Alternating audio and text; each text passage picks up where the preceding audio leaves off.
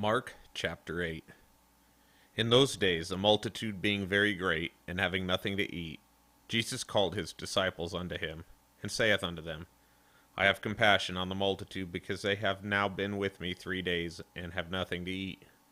And if I send them away fasting to their own houses, they will faint by the way, for divers of them came from far. And his disciples answered him, From whence can a man satisfy these men with bread here in this wilderness? And he asked them, How many loaves have ye? And they said, 7. And he commanded the people to sit down on the ground, and he took the 7 loaves, and gave thanks, and brake, and gave to his disciples to set before them. And they did set them before all people. And they had a few small fishes, and he blessed, and commanded to set them also before them. So they did eat, and were filled. And they took up of the broken meat that was left 7 baskets. And they that had eaten were about 4,000, and he sent them away. And straightway he entered into a ship with his disciples, and came into the parts of Dalmanutha. And the Pharisees came forth, and began to question with him, seeking of him a sign from heaven, tempting him. And he sighed deeply in his spirit, and saith, Why doth this generation seek after a sign? Verily I say unto you, there shall no sign be given unto this generation. And he left them, and entering into the ship again, departed to the other side. Now the disciples had forgotten to take bread, neither had they in the ship with them more than 1 loaf. And he charged them, saying, Take heed, beware of the leaven of the Pharisees, and of the leaven of Herod. And they reasoned among themselves, saying, It is because we have no bread. And when Jesus knew it, he saith unto them, Why reason ye, because ye have no bread? Perceive ye not, neither understand? Have ye your heart yet hardened? Having eyes, see ye not, and having ears, hear ye not, do ye not remember? When I brake the 5 loaves among 5,000, how many baskets full of fragments took ye up? They say unto him, 12. And when the 7 among 4,000, how many baskets full of fragments took ye up? And they said, 7.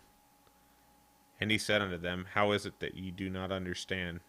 And he cometh to Bethsaida, and they bring a blind man unto him, and besought him to touch him. And he took the blind man by the hand, and led him out of the town. And when he had spit on his eyes, and put his hands upon him, he asked him if he saw aught. And he looked up, and said, I see men as trees walking.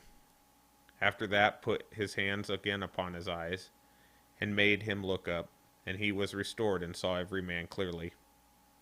And he sent him away to his house, saying, Neither go into the town, nor tell it to any in the town.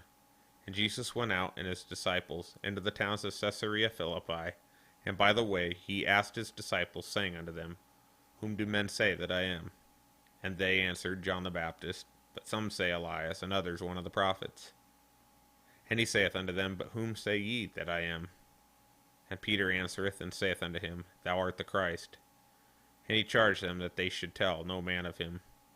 And he began to teach them that the Son of Man must suffer many things, and be rejected of the elders, and of the chief priests and scribes, and be killed, and after 3 days rise again. And he spake that saying openly. And Peter took him, and began to rebuke him. But when he had turned about, and looked on his disciples, he rebuked Peter, saying, Get thee behind me, Satan, for thou savourest not the things that be of God, but the things that be of men. And when he had called the people unto him with his disciples also, he said unto them, Whosoever will come after me, let him deny himself, and take up his cross, and follow me. For whosoever will save his life shall lose it, but whosoever shall lose his life for my sake and the gospel's, the same shall save it. For what shall it profit a man, if he shall gain the whole world and lose his own soul? Or what shall a man give in exchange for his soul? Whosoever therefore shall be ashamed of me and of my words in this adulterous and sinful generation, of him also shall the Son of Man be ashamed, when he cometh in the glory of his Father with the holy angels.